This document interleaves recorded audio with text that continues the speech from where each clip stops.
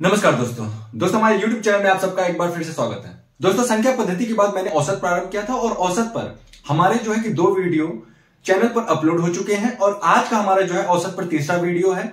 और मैं आज जो प्रश्न आपके लिए लेकर आया हूं दोस्तों, ये बहुत इंपॉर्टेंट होने वाला है और यकीन मानिए इसका लेवल भी जो है कि पहले के प्रश्नों की अपेक्षा कुछ अच्छा होने वाला है। तो दोस्तों वीडियो में बने रहें पूरा अंत तक। उम्मीद है कि ये जो प्रश्न है आपके पेपर में जरूर देखने को मिलेंगे। तो दोस्तों वीडियो को बिना स्किप किए पूरा अंत तक देखें और अगर अभी तक आपने हमारे चैनल को सब्सक्राइब नहीं किया तो प्लीज हमारे चैनल को सब्सक्राइब कर लें। दोस्तों मैं देर न करते हुए वीडियो को प्रारंभ करता हूं। जो हमारा पहला प्रश्न है बोर्ड पे, 5 संख्याओं का योग कितना है? 240 है। कितना है? 240 है। इनमें से पहली दो संख्या का औसत कितना है? देखिए पहले 5 संख्याओं का योग दे रखा है कितना? देखिए 5 संख्याओं का योग, ठीक है, कितना दे रखा है? 240। और बोला है पहली 2 संख्याओं का औसत कितना दे रखा है? 30। पहली 2 संख्याओं का, तो यहां पे मैं लिख देता हूं पहली 2 संख्याओं का। अब यहां पे औसत 30 है तो यानी योग कितना हो जाएगा? पहली 2 संख्याओं का योग क्या हो जाएगा? 60 होगा। जब 2 संख्याओं का औसत 30 है तो 2 संख्याओं का योग कितना हो जाएगा? 60। और फिर बोला अंतिम 2 संख्याओं का औसत कितना? अंतिम 2 संख्या का, तो 2 संख्याओं का योग कितना हो जाएगा? 140। कितना होगा? 140। दोस्तों अब देखिए पूछ क्या रहा है? तीसरी संख्या। क्या पूछा? तीसरी संख्या हमारी क्या होगी? ठीक है, क्या पूछा है? तीसरी संख्या क्या होगी? इन दोनों को आप जोड़ लें, ठीक है, इन दोनों को जोड़ ले, जितना आएगा इसमें से आप घटा दें तो हमारा तीसरी संख्या क्या हो जाएगा? निकल जाएगा। देखिए इसको आप जोड़ेंगे तो कितना हो जाएगा? 6 4 10 1 200। कितना हो गया? 200 हो गया। अब 200 को क्या करना है कि इस 40 में से बस सीधे सीधे आप घटा दें तो कितना आ जाएगा? 40। यही हमारा आंसर हो जाएगा।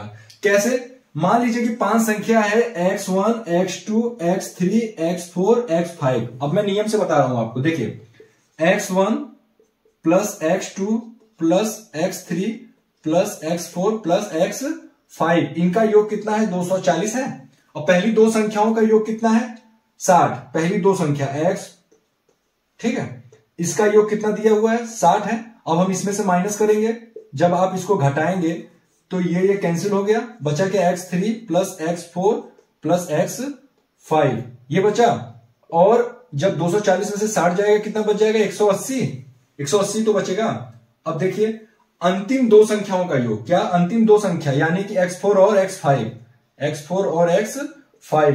ठीक है, 140। अब इसको आप घटा दें, x4 x5 कैंसिल, 180 में से 140 गया, कितना बचा? 40। और x3, यहां पे x3, तो x3 तो पूछ रहा है, तीसरी संख्या हमारी पूछ रही ना। तो ये तो हो गया नियम से, हमको इतना लंबा चौड़ा करना नहीं है, ये मैंने नियम से बता दिया, इतना लंबा चौड़ा नहीं करना। आपको क्या करना है?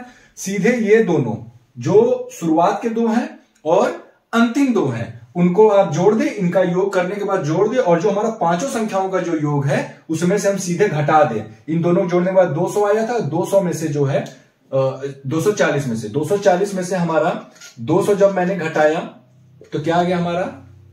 40। क्या आ गया? 40 हमारा क्या हो गया? आंसर। ठीक है दोस्तों, जो हमारा अगला प्रश्न है बोर्ड पे आप देख सकते हैं, 2 संख्याओं a तथा b का औसत कितना है? 20। a प्लस b का जो औसत है 20 है तो a और b का योगफल कितना हो जाएगा? 40। ठीक है, b तथा c, क्या? b तथा c का औसत कितना है? 19। तो b तथा c का औसत 19 है तो योग कितना हो जाएगा? 38। अब बोल रहा है c तथा a, क्या? c तथा a का औसत क्या है? 21। कितना औसत है? 21। c तथा a का औसत कितना दे रखा है? 21, यानी कि योग कितना हो जाएगा? 42। ठीक है, अब देखिए क्या करना है कि इसको मान लीजिए समीकरण 1, समीकरण 2, समीकरण 3। ठीक है, बारी बारी जो है कि इसको हम सॉल्व करेंगे। पहले हम 1 और 2 से, हम 1 और 2 को सॉल्व करके a और c का जो है योग निकाल लेते हैं। ठीक है, तो इसको जब आप सॉल्व करेंगे तो आप देखेंगे कि यहां पे ये दोनों जो है कि प्लस प्लस है, माइनस कर देते हैं हम। ठीक है, तो ये जो हमारा b है ये हो जाएगा कैंसिल और बचेगा क्या? a माइनस सी। क्या बचेगा? a माइनस सी और 40 में से 38 गया, कितना बचा? 2। कितना बचा? 2। यानी कि ए और सी का जो अंतर है कितना है? ए और सी का अंतर 2 है। तो यहां पे हम लिख देते ए माइनस सी बराबर 2। इक्वेशन 4 कर सकते हैं आप, ठीक है। अब देखिए कुछ नहीं करना, बस इन दोनों यानी कि इक्वेशन 3rd और 4th को आप ऐड कर दीजिए, जोड़ दीजिए, तो क्या हो जाएगा आपका? ये देखिए सी और सी कैंसिल हो जाएगा, है ना। ये प्लस सी है, ये माइनस सी है, कैंसिल, और ये प्लस ए और ये प्लस ए, ये हो जाएगा 2a, और इसको आप जोड़ेंगे तो कितना हो जाएगा? 44। यानी कि ए का वैल्यू कितना निकल जाएगा आपका? 22। क्या आ गया इसका आंसर? 22। बहुत आसान था दोस्तों, बहुत आसान। बस कुछ नहीं करना, अगर आपको अगर समीकरण हल करना आता है तो ये प्रश्न जो है कि बहुत ही आसान है। इसलिए मैंने जो है कि जब मैथ के जो बेसिक चीजों के बारे में जब मैंने बातें की थी तो मैंने कहा था कि इक्वेशन हल करना जो है आना चाहिए। और अगर आपका डिमांड होगा तो मैं जो मैथ के जो बेसिक हैं उन पर भी आधारित मैं वीडियो लेकर आऊंगा आप सभी के लिए, जिनका बेसिक स्ट्रांग नहीं है उनको जो है ये छोटी छोटी बातें मैं उन वीडियो के माध्यम से समझा दूंगा। दोस्तों अब जो बोर्ड पे हमारा अगला प्रश्न है वो है, एक समूह में विद्यार्थियों के औसत अंक कितना है? 63। कितना है? 63 है। हमको विद्यार्थियों की संख्या अभी ज्ञात नहीं है। आगे पढ़ते हैं, लिखते हैं 3 के जो प्राप्तांक है कितने हैं? 78, 69 और 48। यानी 3 विद्यार्थियों का प्राप्तांक कितना है? 78, 69 और 48। ठीक है, 78, 69 और 48। 6 विद्यार्थियों के औसत अंक, यानी जो 6 बच रहे हैं, इसका मतलब कि टोटल हमारे विद्यार्थी कितने हो गए? 3 का तो प्राप्तांक दे रखा है और शेष हमारे 6 बच रहे हैं, तो यानी टोटल कितने विद्यार्थी हो गए? 9 हो गए। और 9 का औसत अंक कितना दे रखा है? 63। तो हम 9 विद्यार्थियों का जो है अंकों का योग निकाल सकते हैं। तो सभी 9 विद्यार्थियों के अंकों का योग क्या हो जाएगा? 9 का हम गुणा कर दे, 9 तिया 27, हाथ में आए 2, 9 छक 54, 54 2 56, कितना आ गया?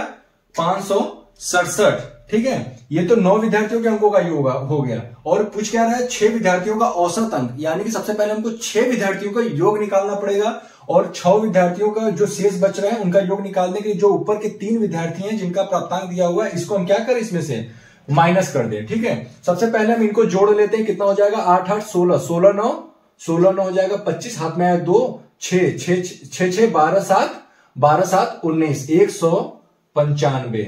क्या आ गया? 195। ये शेष 6 विद्यार्थियों के अंकों का योग हमारा निकल गया। देखिए 7 में से 5 गया, 7 में से 5 गया 2, 7 में से 5 गया 2, 16 में से 9 गया 7, और 4 में से 1 गया 3, कितना आ गया? 372।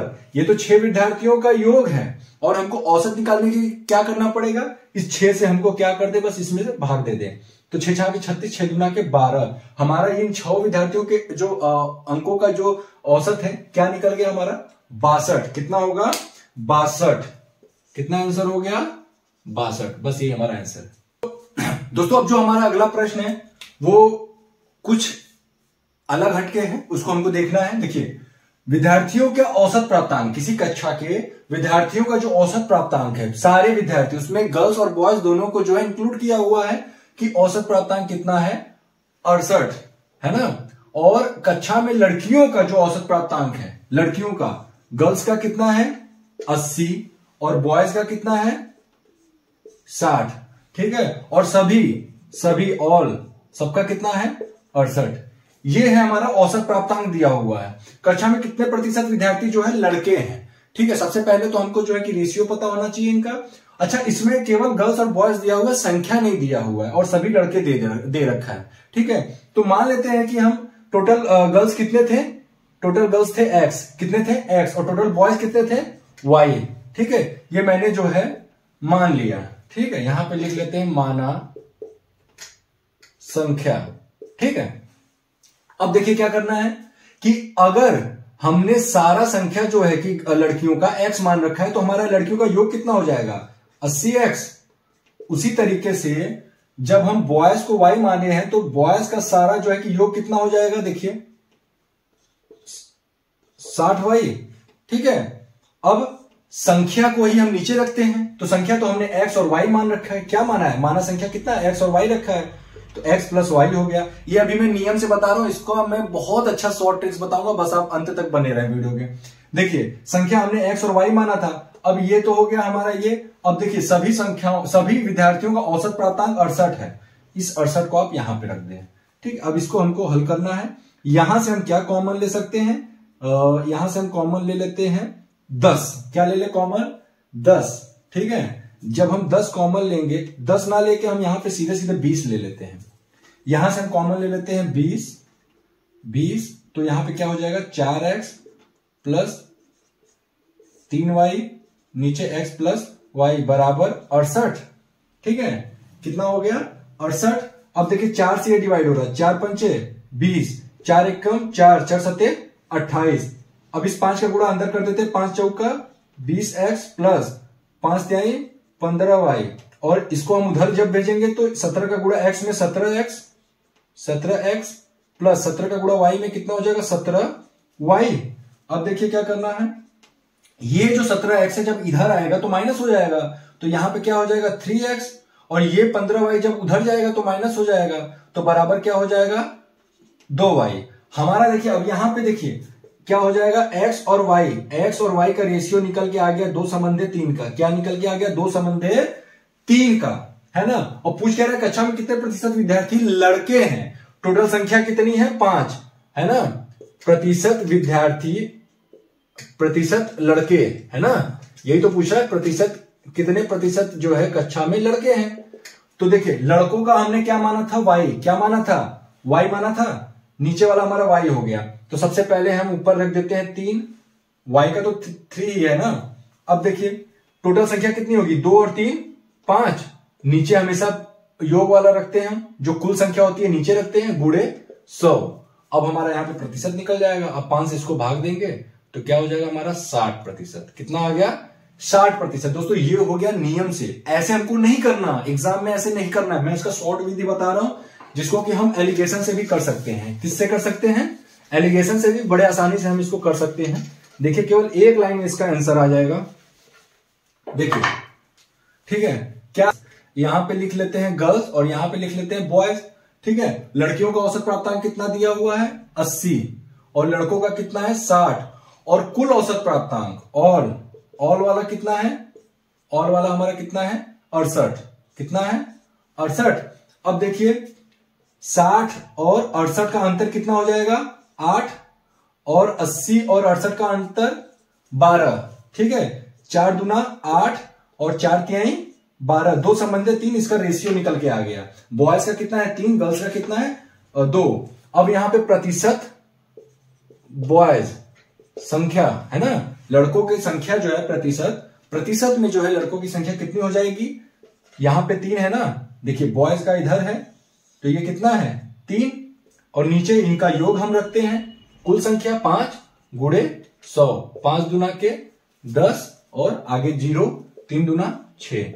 60% हमारा जो है निकल कर आ गया आंसर, ठीक है। देखिए कितना शॉर्ट में हो गया ये मैं बता रहा हूं। अगर आप सीख जाएंगे तो इसको आप जो है 5 सेकंड के अंदर इस प्रश्न को आप हल कर देंगे, ठीक है। तो नियम भी हमको जानना है, साथ ही साथ जो है उसका जो शॉर्ट से शॉर्ट जो उसका ट्रिक्स हो सकता है उसको भी हमको जानना है। दोस्तों अब जो हमारा अगला प्रश्न है वो पिछला प्रश्न से थोड़ा बहुत मिलता जुलता है, केवल जो लास्ट में पूछा है छात्रों तथा छात्राओं का अनुपात। इसमें क्या पूछा है? छात्रों तथा, पहले हम प्रश्न को पढ़ते हैं। देखिए किसी परीक्षा में छात्रों तथा छात्राओं के औसत प्राप्तांक क्रमशः कितने हैं? देखिए पहले हम यहां पे लिख देते हैं छात्र और छात्रा, ठीक है। इनके औसत प्राप्तांक कितने कितने हैं? छात्रों का है 71, कितना है? 71, और छात्राओं के कितने हैं? 73, ठीक है। और समस्त विद्यार्थियों के औसत प्राप्तांक कितने हैं? 71.8। जो हमारा कुल होता है, जो हमारा कुल प्राप्तांक होगा उसको हम बीच में रखते हैं। जो हमारा कुल वैल्यू होता है उसको हमेशा बीच में रखते हैं। एलिगेशन का ये नियम है, आप सभी जानते हैं। देखिए क्या करना है, अब इसका हम ले लें अंतर। क्या? देखिए पूछा छात्रों तथा छात्राओं का अनुपात, ठीक है। तो हमको यहां पे केवल अनुपात निकालकर बस वही आंसर बता देना है। पिछला प्रश्न में क्या था? पिछला प्रश्न में था कि हमको जो है उनका प्रतिशत में जो है, प्रतिशत में हमको निकालना था संख्या। अब देखिए ये 73 और 71.8 का अंतर कितना हो जाएगा? 71.8 और 73 का जो अंतर होगा वो होगा 1.2। कितना होगा? 1.2 और 71 और 71.8 का अंतर 0.8। कितना हो जाएगा? 0.8।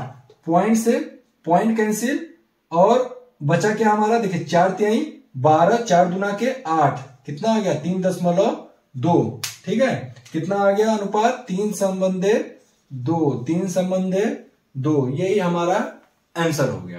तो दोस्तों ये रहा हमारे जो है कि औसत से संबंधित आज 5 प्रश्न, जो कि बहुत इंपॉर्टेंट है, जिसको कि मैंने जो है छोटे से छोटा जो है तरीके से आपको जो है हल करना बताया। दोस्तों उम्मीद है ये वीडियो आपको बहुत पसंद आएगा। दोस्तों वीडियो कैसा लगा हमें कमेंट बॉक्स में लिखकर जरूर बताएं। दोस्तों फिर मिलेंगे किसी अन्य वीडियो के साथ, तब तक के लिए जय हिंद, जय भारत।